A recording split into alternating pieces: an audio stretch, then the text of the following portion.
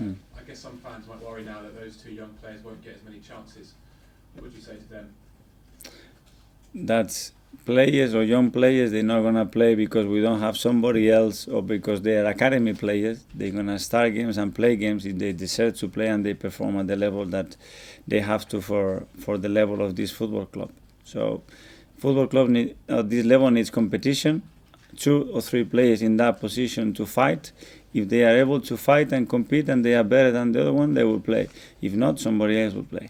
On Ainsley, do you see him, totally as a central midfielder? Because basically, since he got into the first team, he's been playing as a makeshift fullback, either on the left or the right. That's why I'm saying that we have some necessities in certain area, playing players in position that they're not really their positioning, So with more time, I would like to have a specialist for every position to do exactly what we want to do. But Ainley has adapted really well to that position, same as Bukayo, and they'll be really helpful. And why not? They can still play in those positions, but naturally, they are other type of players.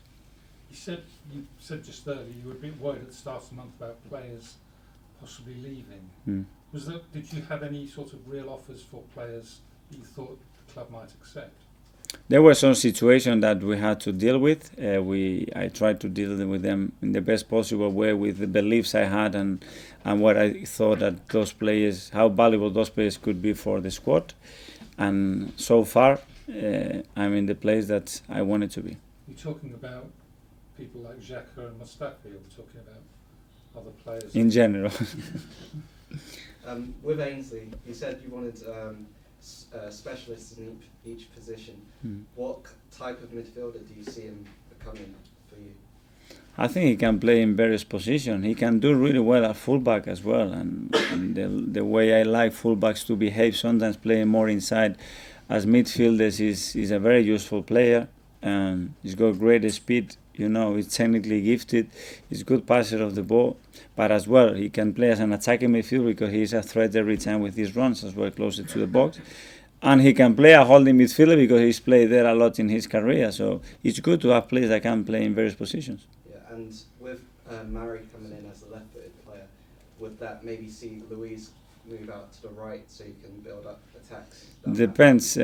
What I want is have more options and more variability to be a little bit more unpredictable what we're going to do and have in different phases of our play different options to try to make it difficult to the opponent. Both of the new guys have been signed on loan until the summer. We know there's options for both on the table. I mean, realistically, are you looking at them as long-term additions, or are they very much just in at the moment until the summer? We've done so far the business that we could do, which are loans at the moment, and further up when those loans come to an end and we have to make the decisions, we will see where we are.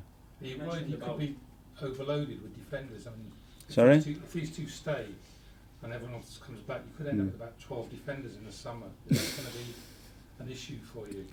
We need a plan to put in place, and that plan has to start developing in the next few months, but that plan varies in relation to what we have in positions, in numbers, financially, a lot of things. Mikel, the other 11 p.m. deadline tonight is for UK leaving the EU, and this is not a political question, it's not, I promise. But as someone who has come from Spain and lived here and worked here for a decade and a half and made such an important career and a big success of yourself, how important have you found the ability to exist and cooperate freely in this country, and how important is it that footballers can do that in future as well? Well, I don't know. There is a lot of talk about the future restriction that players and clubs are going to find. I don't know. I prefer to wait to resolution when we have a say. I would say it with my experience. I've been in both ways, as you said.